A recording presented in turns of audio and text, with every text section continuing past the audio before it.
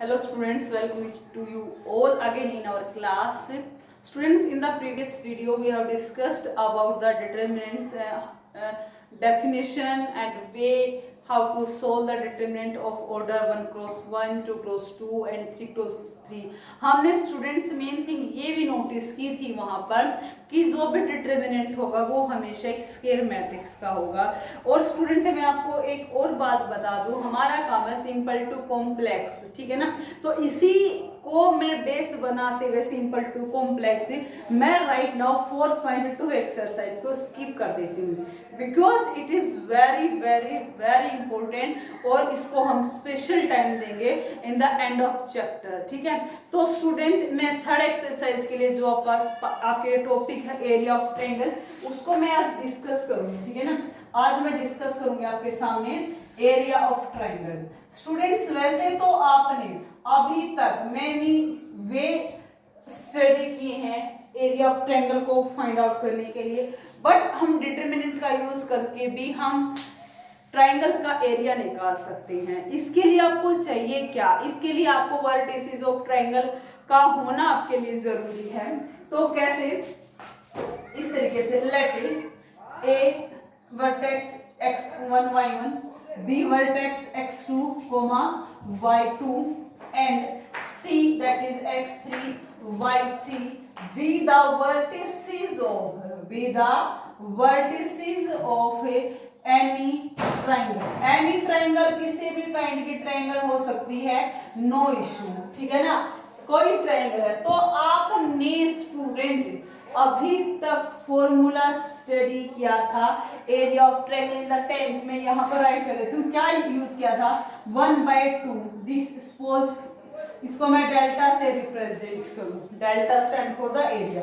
आपने डिस्कस किया था mode of x1 y2 minus y3, ठीक है ना, plus x2 y3 minus y1 plus x3 आपने कहा था y1 माइनस y2। ये आपने फॉर्मूला डिस्कस किया था in the 10th standard. And students, today we are going to discuss the same formula by using the determinant.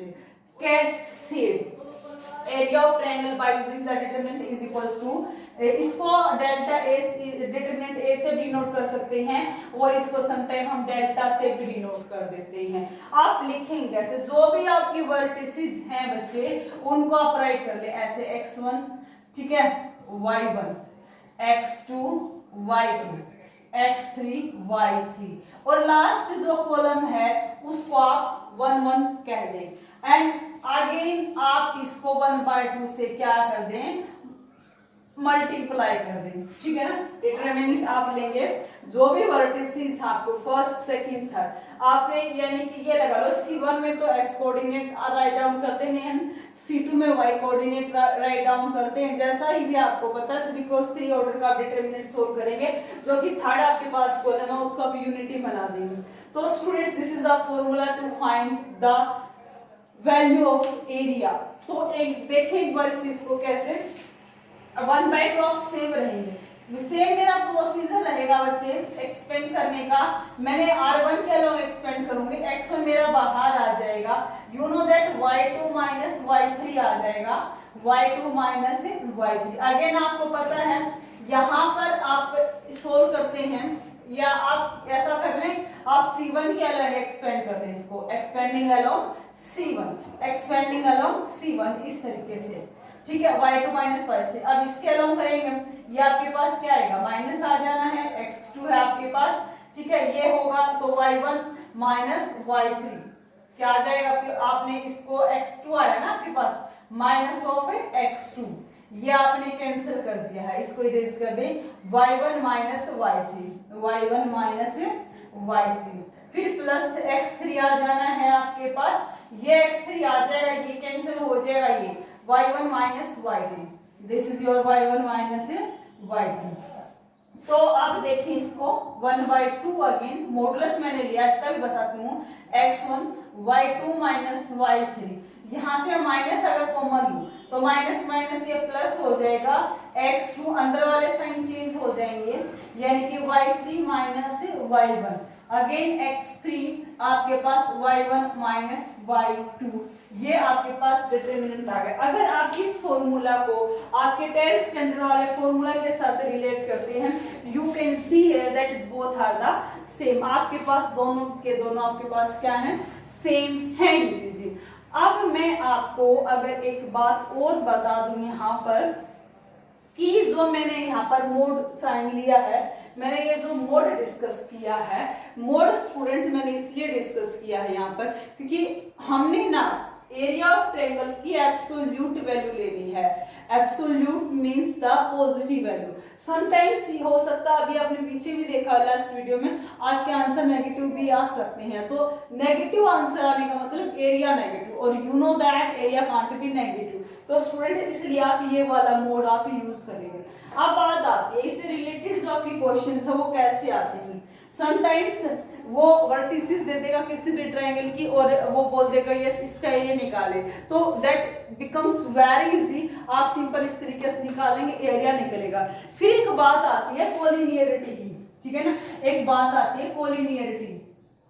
Collinearity का मतलब क्या होता है, कोलिनियर से बना है कोलिनियरिटी। कोलिनियरिटी मतलब आप उन पॉइंट्स को कोलिनियर पॉइंट्स कर देंगे अगर आपके पॉइंट्स हैं जो एक ही लाइन पर लाई करते हैं, ठीक है ना। Collinear points are those point, आप लिख भी सकते हैं collinear points are those points, are those points whose line are same, जिनकी लाइन सेम हो, और you can say that lie on the same line, किसी एक ही लाइन पर वो क्या करते हो, लाई करते हो। सपोज फिलहाल अगर मैं ये 3 पॉइंट की बात डिस्कस करूं तो आप देखेंगे कि इन 3 पॉइंट को ज्वाइन करने से ट्रायंगल तो मेरे पास बन गई है, बट आप इन पॉइंट्स को कोलिनियर पॉइंट नहीं कह सकते हैं क्योंकि तीनों एक, देखो ये 2 पॉइंट एक लाइन पर है, ये दोनों एक पर, इस तरीके से नहीं कह सकते। अगर कुछ ऐसा हो जाए, मैं इस पॉइंट को उठाऊं और मैं इस पॉइंट को यहाँ पर ले आऊं, ठीक है ना, मैं उस पॉइंट को उठाया, मैं नीचे लेकर आई हूं, ये A C B like this थे अगर मेरे पास, right now A B C are the 3 points that lies on the same line. Right now you can see that points A, B, C are the collinear point. अब बात आती है जो collinearity मैं डिस्कस कर रही हूँ, कोलिनियर पॉइंट्स डिस्कस कर रही हूँ, उसका डिटरमिनेंट में क्या यूज है। बेटा क्वेश्चंस आएगा, late A, B, C are the 3 collinear points, then you need to find the value of the constant A.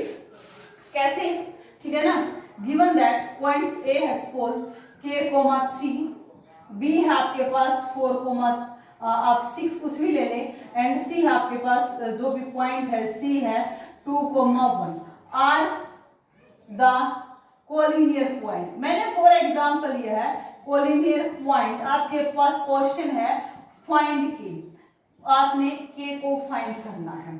Students अगर पॉइंट ही आपके पास कोलिनियर हैं तो ट्रायंगल तो बनेगी ही नहीं। देखो ये पॉइंट कोलिनियर, अगर ये मेरे पास बी पॉइंट यहाँ था तो बच्चों आपके पास ट्रायंगल थी, और अगर ट्रायंगल थी तो आपके पास एरिया था।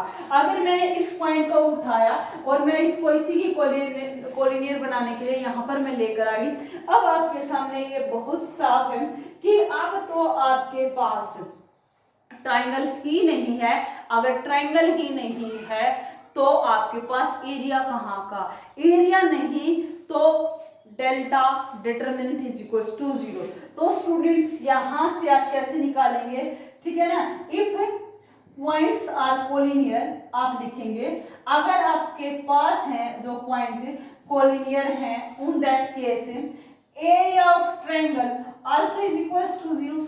एरिया भी आपके पास क्या रहेगा, 0 रहेगा। कैसे, आपको पता है एरिया ऑफ जो ट्रायंगल है आपके पास दैट इज, आप 1/2 ऑफ डिटरमिनेंट ए लिखते हैं, उसको लिख लीजिए 1/2।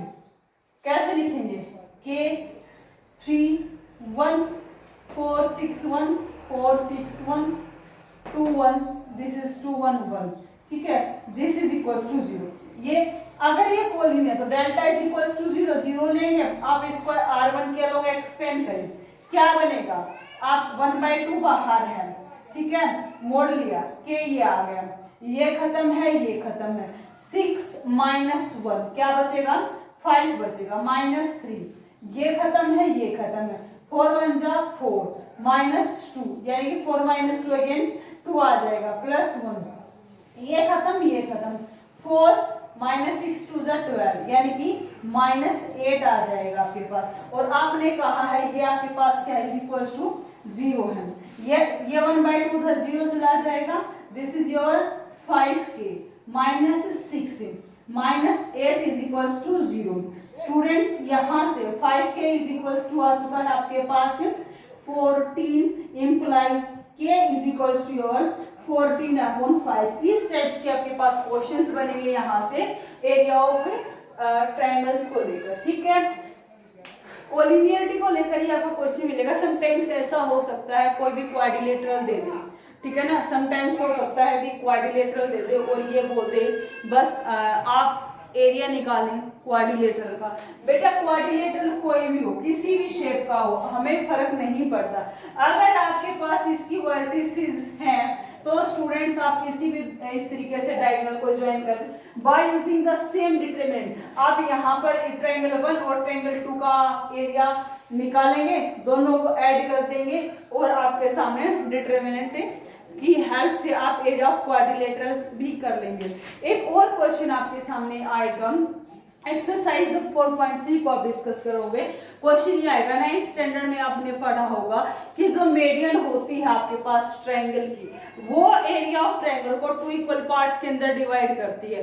तो स्टूडेंट वहां पर आपको क्या करना होगा, आपके पास ट्रायंगल्स की वर्टिसेस अगर गिवन है और ये अगर मेरे पास मीडियन है, by using student midpoint formula you can find the vertices of this median point. Suppose this is A B C and D, इसके आप क्या आ चुके हैं। अब आप area of A B D निकाल देंगे, area of A D C निकाल देंगे, यानी कि आपने ट्रायंगल 1 का एरिया निकाला, ट्रायंगल 2 का एरिया निकाला और बाद में ये दिखा देंगे एरिया ऑफ ट्रायंगल 1 प्लस में area of triangle 2 is equal to the A B C whole triangle का एरिया आ जाएगा।